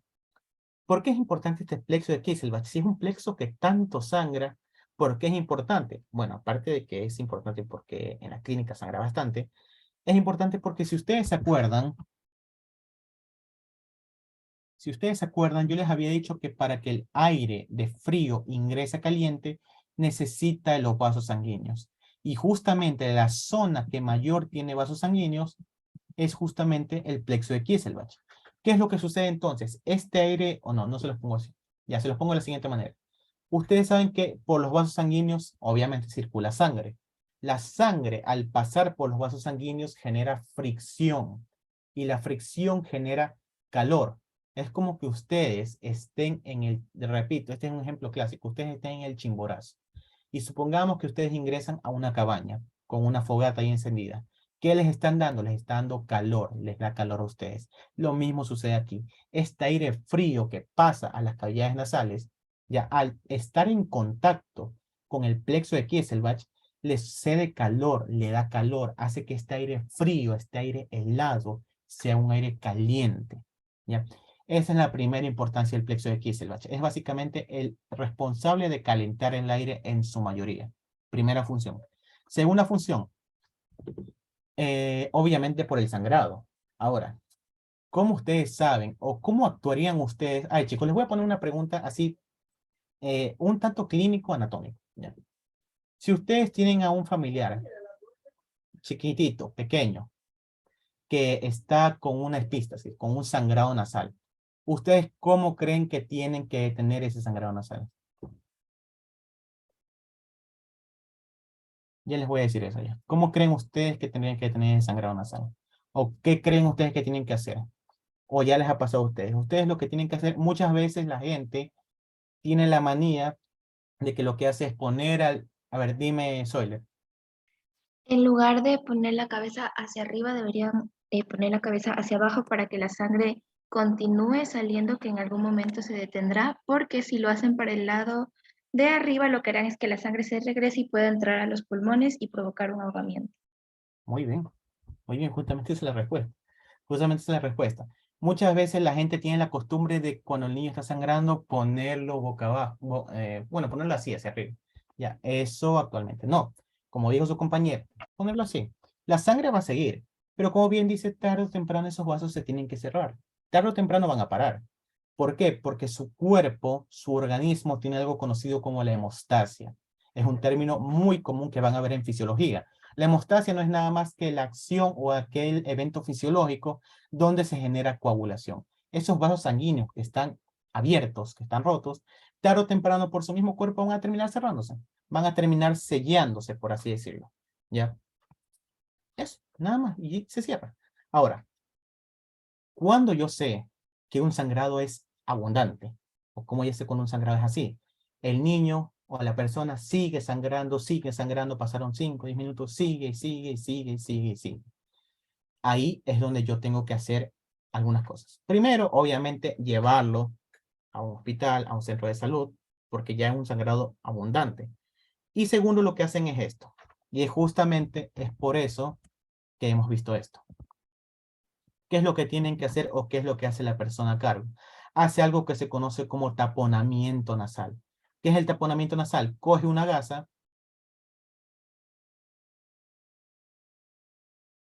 Exacto, pueden aplicar un algodón, una gasa, al menos yo he visto que aplican una gasa, y la meten por aquí. Ya, la meten aquí. La meten, por así decirlo, a este nivel, para que la sangre ya no escape, ya, y para que de una u otra manera esta vasoconstricción, estos vasos, puedan cerrarse. Hay dos tipos de taponamiento nasal. El taponamiento nasal anterior, que justamente cierran a este nivel, y el taponamiento nasal posterior, que ese es justamente donde ponen a este nivel, a nivel de las cuanas. Cualquiera de los dos es válido, el mejor es el taponamiento nasal anterior. Ahora, ¿qué persona está, por así decirlo, predispuesta a un sangrado excesivo por la nariz? Chicos, yo creo que aquí más que uno tiene un familiar hipertenso. Hay algo que ustedes van a ver en clínica conocido como las crisis hipertensivas, las emergencias, urgencias hipertensivas, que es cuando la presión arterial sube, pero no sube literalmente por los cielos. Sube bastante y es clásico. Una persona hipertensa va a empezar con los signos y síntomas clásicos de una urgencia, emergencia hipertensiva. Va a empezar a dolerle la cabeza, va a hacer como que no puede ver, o sea, va a estar como que con la visión nublada y los vasos sanguíneos a este nivel se van a empezar a romper y van a empezar a sangrar bastante, justamente porque la presión está por los cielos, está disparada. Los diabéticos no tanto, más los hipertensos. Una persona, por así decirlo, les puede venir incluso con dolor de cabeza, con cansancio, con la piel caliente. Un paciente hipertenso, con una emergencia, urgencia hipertensiva, ustedes le tocan la piel, está que quema, literalmente. ¿Por qué? Porque tiene la presión arterial disparada, tiene la presión arterial por los cielos. Obviamente a esas personas, a esos hipertensos así, que están sangrando, no van a obviamente solamente ponerle el tapón nasal y ya está, vaya a su casa. No, tiene que ir a un subcentro de salud y que lo atiendan. Esas cosas no se las toman a la ligera. Lo van a ver muy bien más adelante en clínica y en otras materias, pero una vez sí les digo, y este es un consejo porque yo hice que muchos de sus familiares pueden ser hipertensos. Si tienen un paciente, familiar, amigo, lo que sea, con esto, por favor, centro de salud. No hagan lo que les dice la vecina. Ay, ponle un paño de agua fría y se acabó. No. Muchas veces uno por querer ayudar termina haciendo mal. Llévenselo a un centro de salud y que ahí lo traten, porque ahí tienen la medicación. Uno en su casa haciéndole esto, no. Es como una experiencia que decían que a los diabéticos hay que darles moringa. Y no es así. Un diabético no se lo trata con moringa, se lo tiene que tratar con un esquema farmacéutico. Pero bueno, eso respecto a esta pequeña correlación clínica, esta pequeña importancia respecto al plexo de Kieselbach. De ahí tengo a las venas y los linfáticos. Bueno, o sea, vamos a ver cada uno, porque igualmente compete. Pero vamos a verlo muy resumido. Las venas. Obviamente las fosas nasales, como tienen tantas arterias, tienen que tener también a su primo hermano, es decir, a las venas. ¿Ya? Las venas en las fosas nasales se dividen, como ustedes pueden ver, en 3 grupos. Un grupo anterior, que sale por adelante, un grupo posterior, que sale por detrás, y un grupo superior, que sale por encima. ¿Ya? Cada uno de estos grupos va a ir a distintas venas. En el caso de las venas anteriores, el grupo anterior, van a salir de las fosas nasales por las narinas para terminar en la vena labial superior, que a su vez termina en la vena facial, que a su vez se combina con el tronco tirolingo-facial, etcétera, etcétera, etcétera, etcétera. ¿Ya? Las venas posteriores, estas en cambio van a ir a este plexo venoso abundante que lo van a escuchar en faringe, que es el plexo venoso pterigoide. Y las venas del grupo superior, en cambio, van a ir por estas venitas aquí, que ya sabemos que son las venas etmoidales anteriores y las venas etmoidales posteriores, hacia la vena oftálmica. Ahí acaban, ahí mueren las venas de las fosas nasales. Ojo, fosas nasales, no nariz. Repito, siempre voy a recalcar, muchas veces hay personas incluso que en semestres superiores piensan que las fosas nasales y la nariz es lo mismo. No, fosas nasales, el espesor, la cavidad, nariz, la eminencia, estoy dibujando aquí, que encaja justamente en la apertura piriforme. ¿Ya? Bueno, de ahí tengo a mis linfáticos. De nuevo, y aquí les digo, ya vieron, ya vimos linfáticos en nariz, vemos linfáticos en cavidades nasales. Y ya les digo lo más complicado quizás de anatomía 2, aprenderse los linfáticos. Ahora, yo puedo dividirlo en algunos grupos. Tengo asimismo linfáticos anteriores que salen por delante, que terminan en estos ganglios, en estos linfonodos. Los linfonodos que están debajo de la mandíbula, que son los linfonodos submandibulares. Y tengo linfáticos que en cambio salen por las coanas, son posteriores, que justamente terminan en estos linfonodos, que son linfonodos que justamente están por detrás de la faringe, conocidos como los linfonodos retrofaringeos, ¿ya? Que a su vez se dividen en varios grupos, un grupo superior, un grupo medio, un grupo inferior. No voy a ahondar en eso, eso cuando ustedes vean anatomía 2, Pueden ir leyéndolo un poco, pero sí para que ustedes tengan una noción más o menos. ¿Ya? Y aquí vienen los nervios. Ahora, ¿por qué es tan importante la inervación en la nariz? Yo les pregunto a ustedes, ¿por qué creen, ahorita que ya pasó esto, por qué creen que en el COVID, que ahorita se puso de moda el COVID, y cuando hacían el hisopado, por qué creen que la gente cuando escuchaba hisopado les daba miedo? ¿Por qué creen que no se querían hacer hisopado? ¿O a alguno de ustedes se ha hecho hisopado? ¿Qué es lo que sienten o por qué creen ustedes que a las personas les daba miedo hacerse un hisopado? Aparte de salir positivo o negativo, ¿por qué creen que era el miedo del hisopado? Ya, dilo nomás, dilo, sin miedo, dilo nomás. No creas, dilo nomás. O sea, por la Ajá. sensación.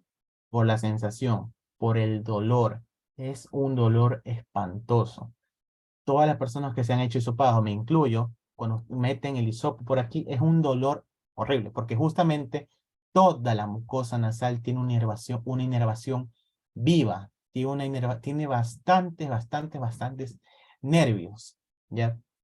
Ahora, es incluso una correlación. Ustedes cuando vayan a los hospitales, van a ver pacientes que ustedes tengan que hacerles una intubación. Sí, podría decirles, ponerles sonda. Una sonda que es conocida como la sonda nasogástrica, que es una sonda que se la meten por la nariz, fosas nasales y tiene que ir al estómago.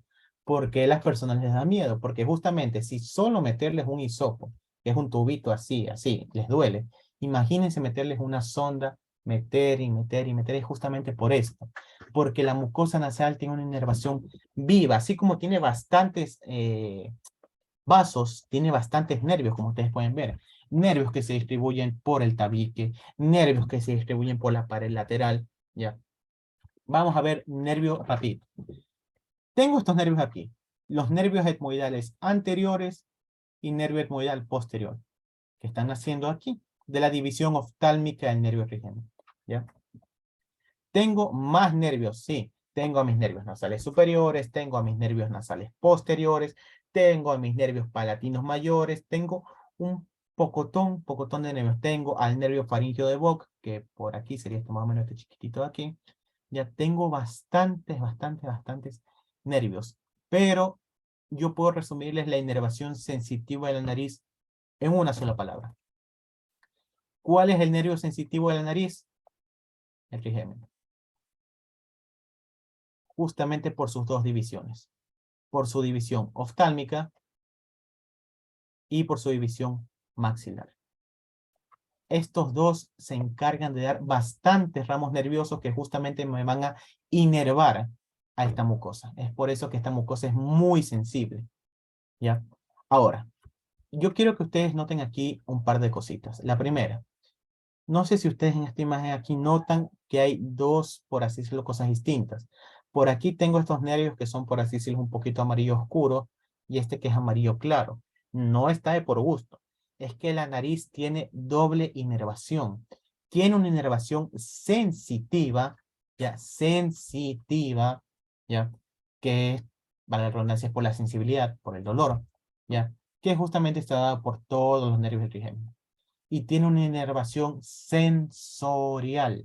Ya cuando yo hablo de sensorial, yo hablo de un sentido. En este caso, como estoy hablando de cavidades nasales, es el sentido del olfato. ¿Ya? Y está dado por este nervio. El nervio olfatorio.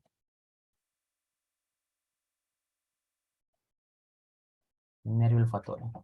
¿Ya? Entonces, ¿por qué es tan importante saber esto de aquí, esta diferencia? Chicos, una pregunta así, repito.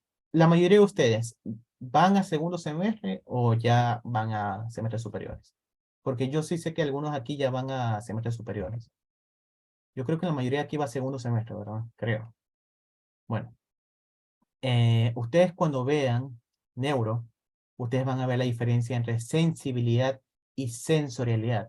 Sensibilidad, hablamos de la sensibilidad general, que el dolor, que el pinchazo, que la temperatura, que esto de aquí, que esto de aquí, ¿ya? Lo sensorial tiene que ver con los sentidos, y ya vimos cuáles son los sentidos. Tengo a mi sentido del gusto, tengo a mi sentido del olfato, tengo a mi sentido de la visión, tengo a mi sentido de la audición y del equilibrio, ¿ya? Así que, ojo con esto, la nariz tiene doble inervación, inervación sensitiva dada por el trigémino y la sensorial dada por el nervio olfatorio, que ya si es que alcanzamos a verlo, lo vemos hoy día, y si es que no lo podemos verlo hoy día, lo vemos la clase que viene el jueves. Entonces, yo quiero que sepan algo aquí. Y es que justamente hablaremos de esto en la mucosa. La mucosa a nivel de las fosas nasales es de dos tipos. Mucosa pituitaria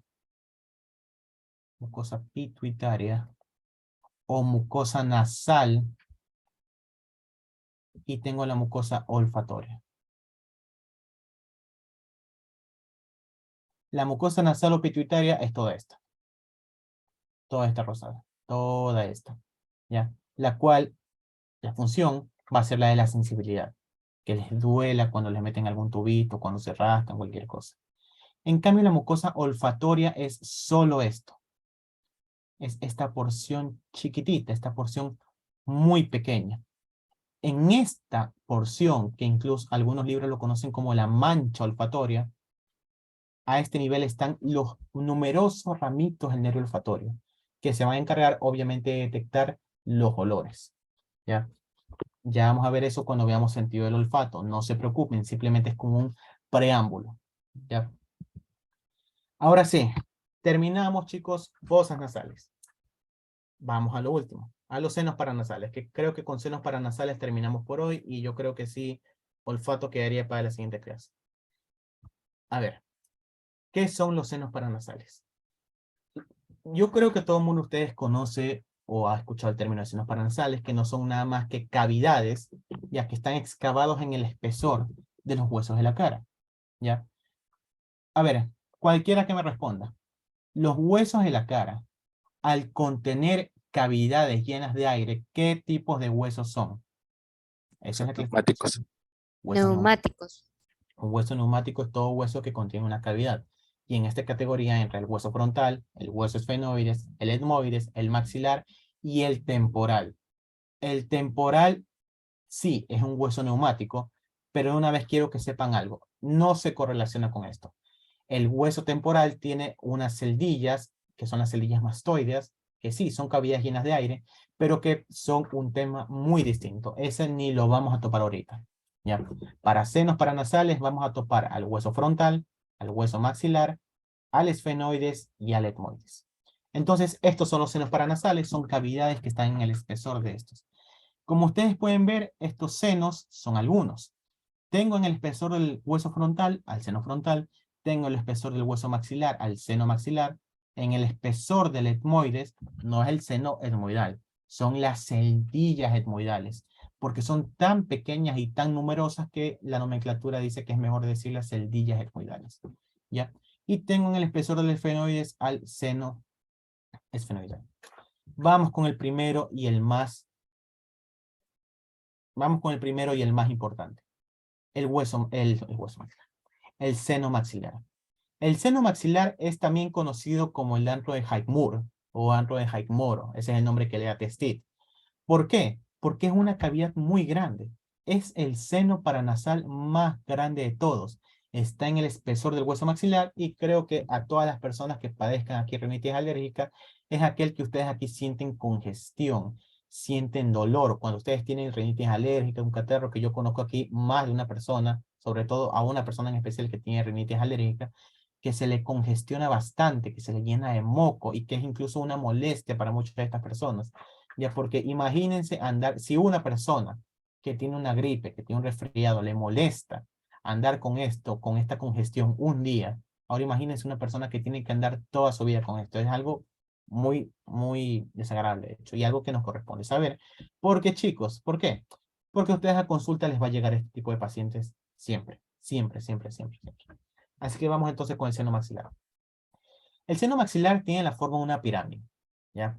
Así que, ¿cómo vamos a estudiarlo? Vamos a estudiar una pared anterior, una pared posterior, una pared superior y una pared inferior. Y vamos a considerar una base y un vértice. Vamos entonces con cada una y vamos a enfocarnos en esta imagen, que es increíble esta imagen para explicarles. Entonces, yo tengo mi pared anterior. Ojo, estamos en seno maxilar. La pared anterior del seno maxilar, ¿con quién se relaciona? Con la piel a este nivel, con la piel de las mejillas. ¿Ya? La pared posterior, en cambio, se relaciona con esta zona topográfica, que es la fosa pterigopalatina. La pared inferior se relaciona, en cambio, con los dientes del maxilar superior. Del maxilar, perdón. Los dientes superiores. Y la pared superior, en cambio, se relaciona con la órbita, donde está el globo ocular y sus anexos. ¿Ya? Esas son mis paredes del seno maxilar. Ahora, también tengo una base y tengo un vértice. Sí. El vértice no es tan importante. Aquí lo tengo. Este es el vértice. No es tan importante. Se relaciona con el hueso cigomático del hueso malar. ¿Ya? Lo que me importa es esto. La base. ¿Ya? Esta base, si ustedes se acuerdan, es el conducto donde básicamente viene a abrirse el seno maxilar. ¿Ya? Justamente aquí. Ahora, esta base, este hueco, por así decirlo en términos bruscos, donde se viene a abrir el seno maxilar, se lo conoce como el hiato maxilar. Ahora, ustedes pueden ver, es un seno muy grande. El hiato maxilar es inmenso, es grande, pero se hace chiquitito. ¿Por qué? Porque hay muchos huesos a este nivel que lo reducen, que lo taponan, que hacen de este espacio un espacio muy pequeño. ¿Cuáles son estos huesos? Y aquí los tengo. Tengo entonces a las masas laterales del etmoides con sus cornetes. Tengo al cornete inferior. Tengo al hueso palatino, ¿ya? Tengo también al unguis o hueso lagrimal y tengo este gancho, ¿ya? Que no es nada más que la apófisis unciforme del etmoides. Ya todos estos huesos hacen que esta gran cavidad, que sería así, que todo este hiato del maxilar se haya reducido a este pequeño espacio. ¿Ya? Ahora, si ustedes les preguntan, porque también es pregunta que se hace, ¿cuáles son los huesos que ocluyen o que tapan el hiato maxilar? Las masas laterales del etmoides, el cornete inferior, el palatino, el unguis y la apófisis unciforme o gancho, ¿ya? Del etmoides. Son todos estos huesos que hacen que este espacio sea chiquito. Y aquí lo puedo ver. Todo este es el seno maxilar. Vean, pared superior en relación con la órbita, pared inferior en relación con los dientes, ¿ya? El vértice relacionado con el hueso malar, y aquí está la base. Vean cómo aquí las masas laterales del etmoides, ¿ya? Junto con los cornetes. El gancho del etmoides lo taponan y hacen este gran conducto, solo este pequeño conducto, este pequeño conductito, ¿ya? Y listo. Yo les pregunto, chicos, ya lo vimos, ¿dónde desemboca el seno maxilar? ¿En cuál meato desemboca el seno maxilar? En el medio. Meato medio. Muy bien. Aquí vamos preguntando poco a poco. ¿Ya? Aquí lo tengo. Aquí está, desembocando este nivel en el meato medio. Listo, tengo el seno maxilar. El más importante, de hecho. De todos los senos paranasales, en lo personal, el seno maxilar es el más importante y el que de cajón va. Luego tengo el resto de los senos. El seno frontal. Este. ¿Ya? Si bien el hueso frontal es un solo hueso, en realidad hay dos senos frontales. ¿Por qué? Porque justamente están divididos por un tabique óseo. ¿Ya? Entonces son dos senos frontales. Ya que ustedes pueden verlo, están aquí, en el espesor del hueso frontal. Asimismo tiene paredes. Tiene una pared anterior, obviamente va a estar relacionado con la piel de la frente. Tiene una pared posterior, la más importante. Esta pared posterior, aquí ¿quién está descansando? Hueso frontal, aquí está descansando el lóbulo frontal del cerebro. Si ustedes se acuerdan en anatomía 1, cuando estudiaron hueso frontal, ustedes vieron que la cara posterior del hueso frontal tiene eminencias papilares y surcos interpapilares dados por las eminencias del lóbulo frontal del cerebro. Todo ese rabalenguas que les hice testito. Básicamente la pared posterior del seno frontal se relaciona con el cerebro. Punto. Con el lóbulo frontal específicamente. ¿Ya? Y tengo una pared medial, que básicamente es el tabique óseo. Ya está. Ahora, eso no es tan importante. Lo más importante aquí es cómo desemboca. ¿Quién me recuerda en qué nivel desemboca el seno frontal? ¿En qué meato desemboca el seno frontal? En el medio también. En el meato medio, muy bien. Ahora, aquí viene la pregunta. ¿Cómo hace el seno frontal que está aquí, a este nivel, para venir aquí, para desembocar aquí. Lo hace por esto, por este conducto, conocido como el infundíbulo etmoidal. De nuevo, eso es estudio de etmoides. ¿Qué es el infundíbulo etmoidal? No es nada más que un pequeño conducto delgado que está en el espesor de las masas laterales del etmoides. ¿Y para qué me sirve? Chicos, ustedes cuando estudiaron hueso frontal, vieron que se articulaba también con el etmoides, ¿ya? Y es que justamente a este nivel, el seno frontal se abre y se continúa con el infundíbulo para venir aquí a terminar, por el meato medio. Así que si les preguntan, ¿dónde termina el seno frontal? Meato medio. ¿Cómo lo hace? Por medio del infundíbulo etmoidal. ¿Qué es el infundíbulo etmoidal? Es un pequeño conducto excavado en el espesor de las masas laterales del etmoides, que ayuda a, por así decirlo, a la desembocadura del seno frontal. ¿Ya? Listo. No le den más vuelta al asunto. Simplemente es eso, seno frontal. ¿Ya? Y de aquí tengo al resto de los senos. A los últimos, de hecho, a las celdillas etmoidales y al seno esfenoidal. Las celdillas etmoidales, ya les digo, el nombre correcto es celdillas etmoidales, más no seno etmoidal. El seno etmoidal es uno solo, es por así decirlo la suma de todas las celdillas. Y las celdillas etmoidales son en cambio las cavidades más chiquititas. ¿Ya? Yo tengo 3 celdillas etmoidales. Las celdillas etmoidales anteriores, las medias y las posteriores. Vamos a ver si han estado atentos. ¿Dónde desembocan las celdillas etmoidales posteriores? Meato superior. Y las medias y anteriores. Esa es en el medio. Muy bien, inmediato medio. Ahora, cada uno tiene distintas formas de abrirse, por así decirlo. Vamos aquí. ¿Ya? Entonces, aquí vean, no sé si ustedes pueden ver aquí, que en este pequeño espacio, este es el meato superior, vean como que hay una serie de huequitos. ¿Ya? Esta es la desembocadura de las celdillas etmoidales posteriores. Aquí ustedes pueden verla, se ven como unos huequitos, como medio acribillados. Ya, ahí está la desembocadura de las celdillas etmoidales posteriores. Las celdillas etmoidales medias desembocan también en el meato medio, pero lo hacen por esto, por una eminencia que está en las masas laterales del etmoides, por un abombamiento. Ese abombamiento es conocido como la bula etmoidal. Yo me acuerdo que en Anatomía 1 me habían preguntado qué era la bula etmoidal y yo quedé como loco porque no sabía qué es eso. La bula etmoidal simplemente es como un abombamiento, como una dilatación del hueso etmoides, donde viene a desembocar las celdillas etmoidales medias. ¿Ya? Y aquí tengo a estos huequitos, ¿ya? Que por así decirlo son la desembocadura de las celdillas etmoidales anteriores.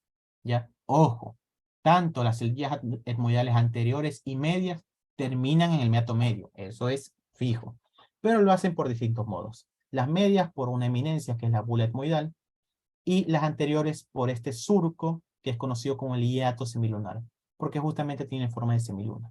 ¿Ya? Listo, eso es con las celdillas etmoidales. ¿Ya? Aquí ustedes pueden verlas, las anteriores, las medias y las posteriores. Y aquí las tengo incluso.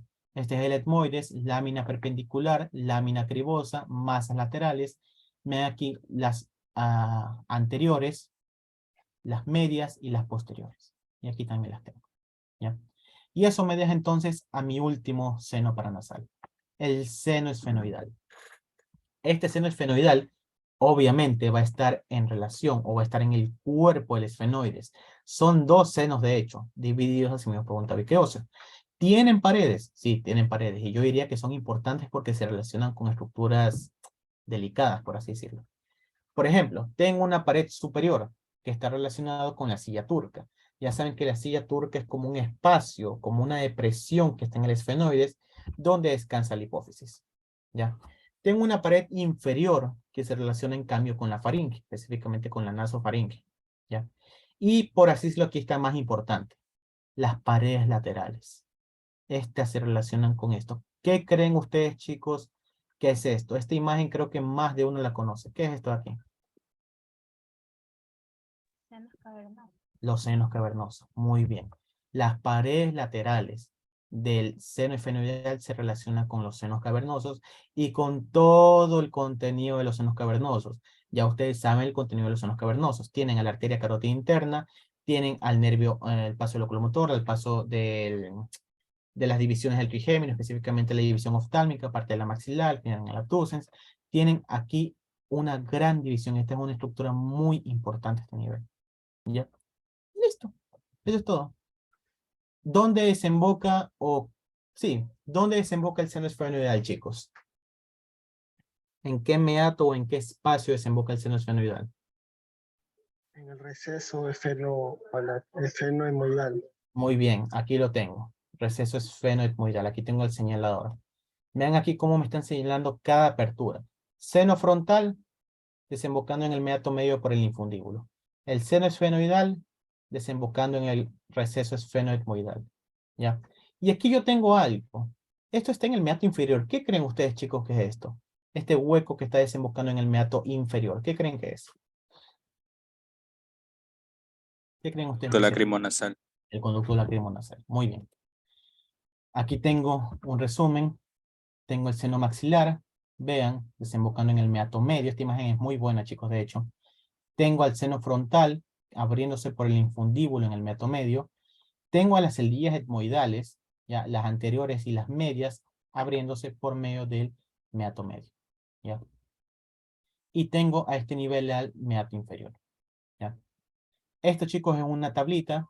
Esta es, si no me equivoco, el Atlas de Prometeo, donde está resumido dónde desemboca cada uno de todas estas cavidades que hemos visto.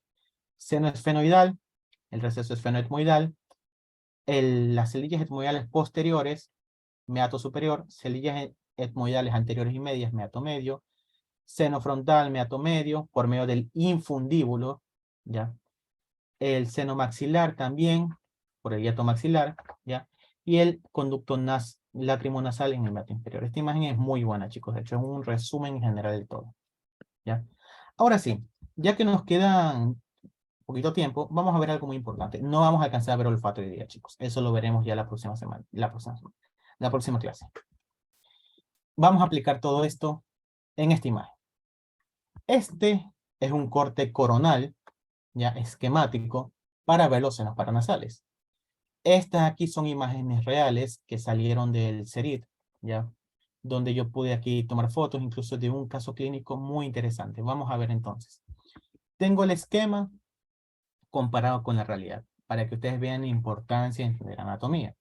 Entonces, vamos a revisar las estructuras en breve. Estos son los senos frontales. Aquí tengo a las celdillas etmoidales. Y aquí tengo justamente a todo lo que hemos visto. Las fosas nasales. Esta pared que estoy señalando aquí, muy irregular. ¿Cuál pared de las fosas nasales sería? Lateral. Y está aquí otra persona. Que está representado por el tabique. ¿Qué pared sería? La Medial. pared medial. La pared medial. Aquí tengo al suelo y aquí tengo al techo. Vean esto. ¿Qué cavidad sería esta de aquí? El seno maxilar. El seno maxilar, que está abriéndose justamente en el meato medio. Aquí tengo al meato inferior, meato medio, el meato superior y más arriba tendría el receso, al receso esfenoetmoidal. ¿Ya? Entonces, para que vean cómo se correlaciona todo esto, yo, si traslado esta imagen de lo esquemático, me voy a esto. Bueno, no tanto esto, este papel. Me voy a esto. ¿Ya? Vean entonces. Seno maxilar. Aquí tengo para que vean incluso que muchas veces lo que les grafica el atlas no es lo que ustedes van a ver. Vean aquí cómo los meatos no son estos grandes espacios aquí. Son estos espacios chiquititos. Tengo aquí al meato inferior, el meato medio y el meato superior. Aquí tengo al cornete inferior. Tendría el cornete medio y no veo el cornete superior aquí. ¿Ya? Aquí tendría más o menos los senos frontales. Yo les pregunto a ustedes, de esta imagen de aquí, comparada con esta imagen de acá, ¿qué les llama la atención en esta imagen de aquí? ¿Qué creen ustedes que está anormal? O, ¿qué les digo? Ustedes no están viendo imagenología. En una de las clases que vamos a ver, que es esta, que vamos a ver un poco de imagen para que entiendan, ¿ya? Pero ¿qué creen ustedes que sería esto de aquí? ¿Esto es normal o esto no es normal? Esta El seno bola. maxilar. Ya, es el seno maxilar, pero esta bola que está aquí, ¿para ustedes es normal o es anormal? ¿Estaría bien que esté ahí o no tendría que estar ahí? ¿Qué creen ustedes? ¿Sí o no? No hay respuestas equivocadas, chicos. Digan nomás sin miedo. No debería. Es anormal. Es Sí, anormal. debería. Muy bien. No debería. ¿Por qué? Porque en los senos paranasales lo único que debería haber es aire. No tiene que haber nada más. Es aire. Las personas con rinitis alérgica son personas que el moco se les acumula. En este caso, no es rinitis alérgica. Esto es una bola. Esto es lo que se conoce como ustedes pueden investigarlo, un quiste de seno maxilar, ya que no es nada más que una bola con líquido que está en el interior del seno maxilar, que de nuevo, no debería estar ahí, ¿ya? No debería estar ahí. Este es un caso que se vio aquí, este es un caso aquí en Guayaquil, ¿ya?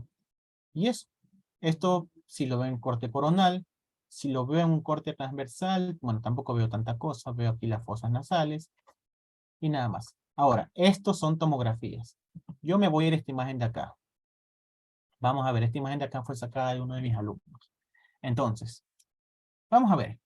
Seno frontal.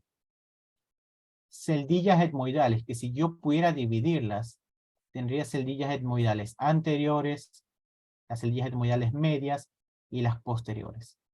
Tengo a mi seno esfenoidal, mi seno frontal, y aquí vean, el gran seno maxilar. Aquí está todas las desembocadoras. A ver, quiero una persona que se me arriesgue ahorita. Ojo, no va a influir de nuevo con el premio que es el final. Pero una persona que se arriesgue y me quiera decir todas las desembocaduras de los senos, que me alce la mano. Que ya le hemos visto todo esto. Ya le digo, lo más importante, lo que les van a preguntar es desembocadura de senos paranasales. Es ley que les pregunten. Una persona que alce la mano que se quiere arriesgar para responder las desembocaduras. Cualquiera.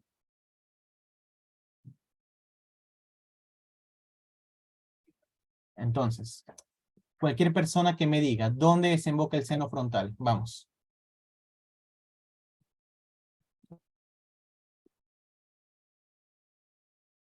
Ya dime, Salas. ¿Dónde desemboca el seno frontal?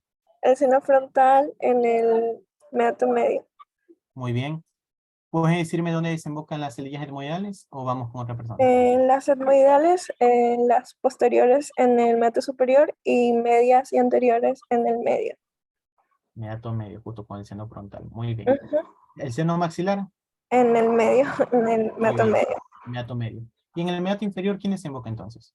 El conducto lacrimonasal Ya. ¿Y el seno esfenoidal por dónde desemboca? en el receso esfenoide. Receso esfenoidal. Bueno, muy bien, chicos. Listo. Eso sería por el día de hoy lo que es senos paranasales, la correlación clínica. Ya les digo, si ustedes conocen personas con rinitis alérgica, pídanle, si es que les pueden dar, porque siempre les hacen una radiografía, pídanles. Para que ustedes vayan ahí viendo, correlacionando. ¿Listo? Y listo, chicos. El día que queda para la próxima clase, veremos sentido del olfato.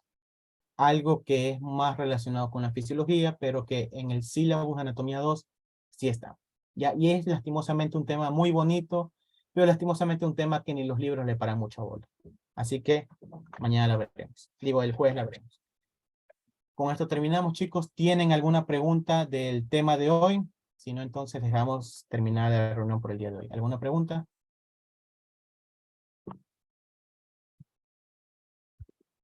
¿No hay preguntas, chicos? Entonces, chicos, si no hay preguntas, Melanie, ¿tienes algo que decirles? Pues sí, chicos, gracias por estar el día de hoy aquí. Los esperamos el día miércoles. Recuerden que para ustedes que son de segundo semestre, tenemos también la clase de neuroanatomía. Entonces, esa va a empezar a las 2 de la tarde, así mismo a la misma hora, así que contamos con todos ustedes. Asimismo, le vamos a enviar el link del Zoom y para las personas que se queden fuera o no puedan ingresar, las vamos a transmitir por Twitch. También vamos a subir los videos a YouTube. En Twitch van a quedar grabados y eso. Es todo por hoy y espero que tengan una linda tarde, chicos. Listo, chicos. Pasen bien, chicos. Nos estamos viendo. Cuídense. Pasen bien. Gracias, Melanie. Ah, Chao, chao. Luis, gracias. Muchas gracias. Gracias.